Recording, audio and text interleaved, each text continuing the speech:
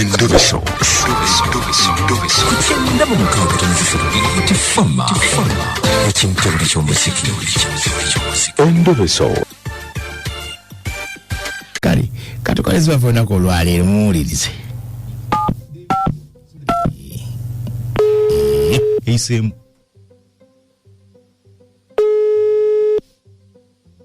Hello? Sebo ensula. Nzeba alikucho. Kali sebo. Ku BTFM ekintu ky'omuziki singa. Sebo. Erinnya lyaffe. Lijamanda. Osinzidde waawo. Namungona sebo. Wobeera.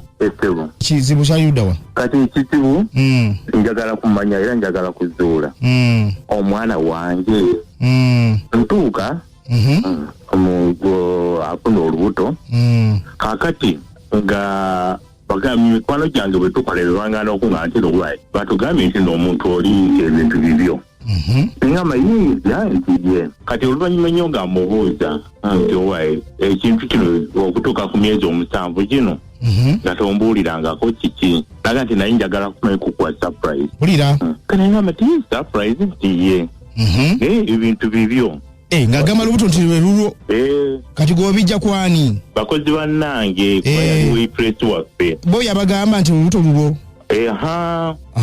kati bannaye nga badde ngana wabamanyeewo bakozi bwe tubeera n'olwali bagamba biki wabadde otulimba otukweka biki kozi naye nga mulaba n'olubuto ndulaba kati ngamba naga nti no olubuto olulwo kambuuze esebo mwali mukola mwenna yali waitress waffe mu kantini wantu wakoleranga kati nga mugenda mugezigula byakulya nga baba tusavinga kati gwa walabira ekintu n'ogamba n'ekiki ennyo yes kakati ne mugenda waka wuwo wali mufumbo by then oba tuwali ne tugenda somewhere somewhere oli mufumbo ndi mufumbo kyoyogerako kitute ebbanga ki kati emyaka gigenze kuba kati n'omwana oba ali mu P4 muwala mulenzi muwala wamutuma erinnya namutuma amannya yamukuleetera nze nagenda gyali abeera ewakaawe yes kakati nno era ekyanzi gy'enviri ku mutwe ng'olubereberye angamba nti nno abeera wa sisita we era tafumirwanga wulira kati lumu nga mukubira essimu kiro saawa nga nnyaawo nkomyewo nga mpulira amaloboozi ga boosi mu background bwe bukera ku makya nga ati naate omuntu nawulidde bawamu wasista wange yamwegaana yes kati ne muga nti no kati bawa sista wa nawulidde nga abadde yadde akuyombera nti ebyabasajja w'ebito yali aŋŋambako neŋŋaana kati byebyo biki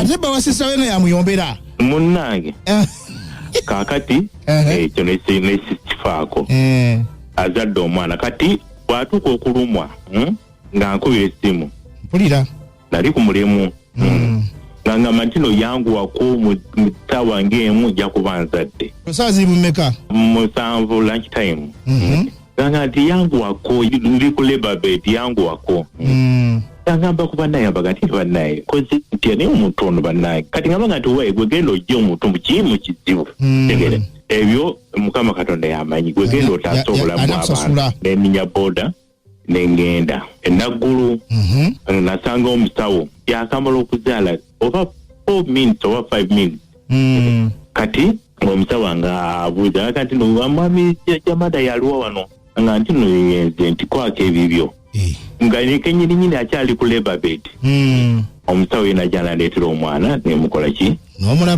nemulaba era nengenda mu woodi netunoonya ebitaano biki nga bwobimanyi eddwaliro byonna kaakati bwe mba nvaayo nesanga omusajja nga naye azze kumulaba ntegeera kati neŋŋamba nti nze saakifaayo kuba waliwo sista we naye toza nti noba bawa sista we ng'omusajja wali omulabyeeko wati omulabangako simulabangako ngaze mulumu yemu omwali omukyala naye azze kulaba mwana ng'otudde awo ntudde awo maze okufuna sente sasula ez'ekitanda kwagenda okusula naki byonna nga musanga nga omusajja naye agenda ku mwana ekitegeera mulengera wali oli ku bbali ndi ku bbali kati nendowooza nti noba bawa sista we kuba yaliwo sista we naye nga sista we mumanyi nga nze nkola ki nga nkomawo twafanye ku mboozi gye wanyumya era saagiwuliriza bweno otamba novaawo. Yes. Kakati mwaisa akabanga esente muweereza biki avudde mu ddwaliro biki. Kati nga lumu ngamba ntino waye mwana ayagala kutuma linnya biki. Olwo waisa obanga ki? Nga mwezi gumu? Yes sebo. Naye nga wakati awo mwali muwuliziganya nga avudde mu ddwaliro. Olwo nga gamba ali ludda olwo. Saidize kasokoseeyo. Ng'abeera n'ani? Kati nno ngamba tinda abeera na sister we. Nga ngamba sister wange nga muteka mu motoka nga nvuga ne mutabani wange omukulu. Nga nvuga motoka nga nkola ki? Ogendayo. Ekasokoso. Olabe mukyala n'omwana. Yes. Ne mwannyuka alabe ku mwana gumuzadde. Exactly. Nsuubira okusangawo sister we.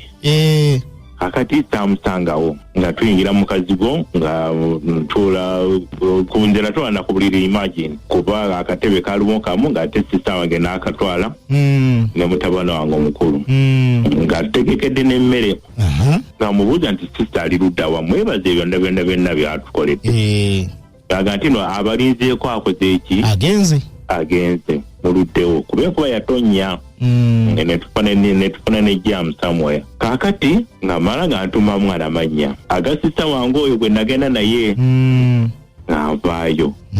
Kakati waliwo omukozi munne asulawo ku rooms ezimu bapangiseko ekumu wewamwawo. Tuba tugenze mu kantine enkera okulya emmere. Omukyalo yangalaga ati musajja gwe ng'oli muzibu nnyo.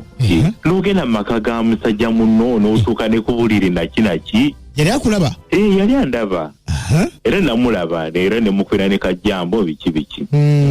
Kaakati waliwo abaana. Njogera yanga atazaalangako. Ate ne ndabawo abaana. Era ne ndooza nti naera abaana ba sister we. Kati kambuuze bwe wayingira mu luumu muno tola kyewalaba kiba kyefalinza nti waliwo omusajja asulawo. Engoye naziraba naye nga yangamba tasula wa sister we. Engoye zaaliwo awo? Nenga tunga weziri? Nenga tuweziri. Nenga gama wano wa sister wange? Mu ruumu emu eyo? Mu ruumu emu. Okiraba? Nsirika. Lumu yali amaze maternity leave eweddeko. Kakati nga nti nno wa sister wange navuddeyo kuba lwe nazadde. Nti nazeewa? Nafunye omuzigo. Ozi wafunye omuzigo nti ludda wa nti era saidi ze kasokoso. Kati nga nkola ki nga mugamba kundagirira. Nga nkola ki nga ndagirirayo. Nga we watuufu? Nengendayo. Era nasanga ng'omuntu era yakajja mu ruumu ebitanda nga mwekiri.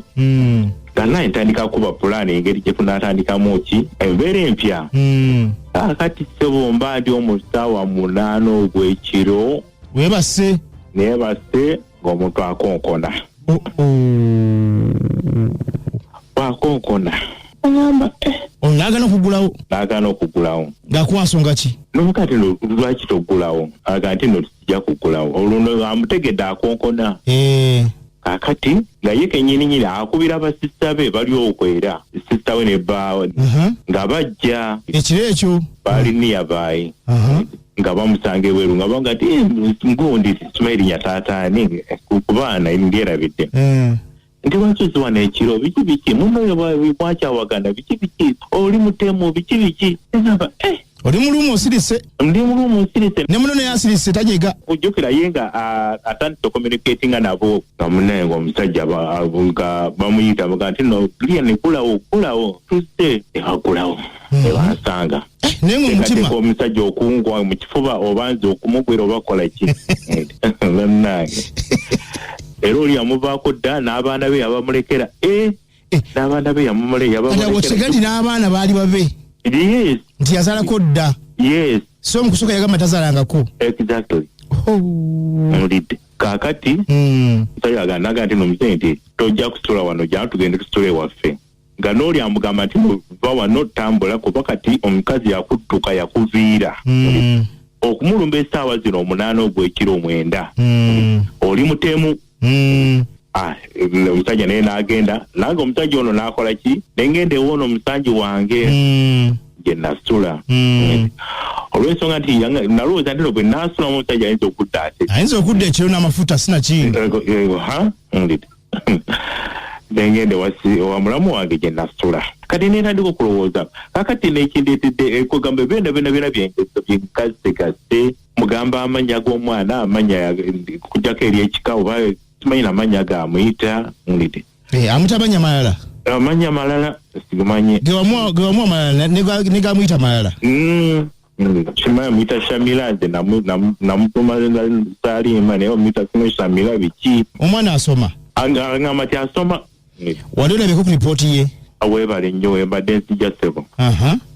Namugamba nti nkubira ebifaananyi obimpereze ku WhatsApp oba receipts oba report biki yanga ate biri wa sister we nenga ezo school fees nkola ki tono nenga ntola nesika nga bwokitegeera zikimadde njawo okumanya report eno erikumanya ki ate naligirabyeko kati kito yanga tukole kati kyo njagala kumanya omwana wange mulabagana mukyala bagana nze sigenda nga ya wali ne asaba sente z'omwana nekola ki mugabo bugezi ku simu yes okuva kusage yagwawe eri wano juzi mu kubala abantu nga matino amanya go genda waddeyo nga bazee wange mugamba matino lwaki nti oli bawange yafa ate bawe ki ono gwazaddemu ono omwana gwalina bwe yakazaamu omwana mbu yafudde Mbuyafa abayi kale bera kale sebo koli tweni sebo kale mbesirika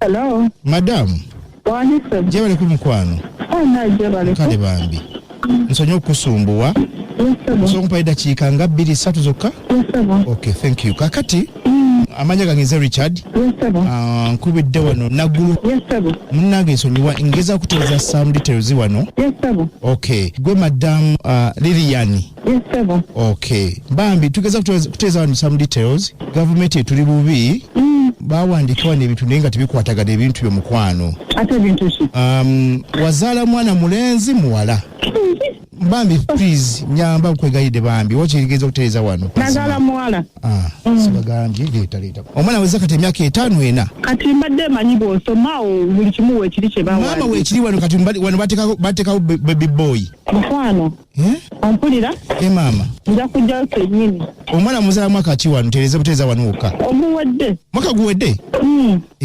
tolinako mwana gwazaako wano myaka nga 3 n'emabega mukulu wangi maama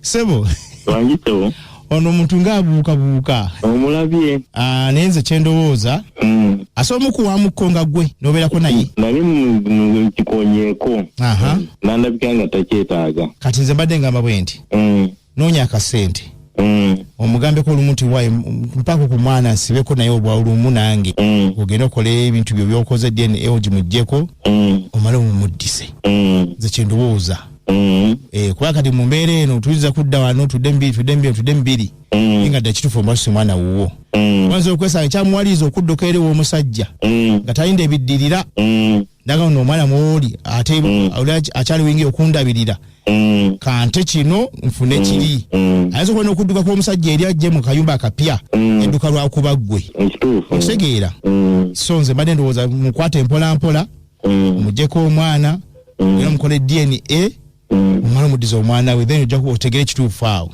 kubanga omusajja oyo yamala n'ankubira n'agamba nti nonsonyiwa okujja naye nange omukazi nali nkyamwetaaga biki naye oyo mwana gwalina mwana wuwo si wange nange ekyo mwana wuwo wali mumanyiiko namulaba ekiro yajjekiro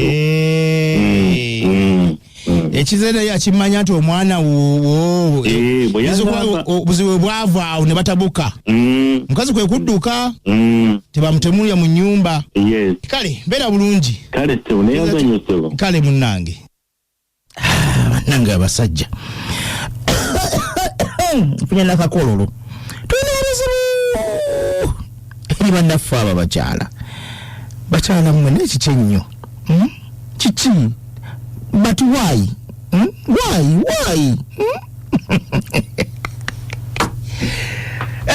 gabakyala bamwinda katemba naye kisoke katonda yabatukolera n'abatuwa mu bulungi naye bannange osi mutufuukira akayinja mu ngatto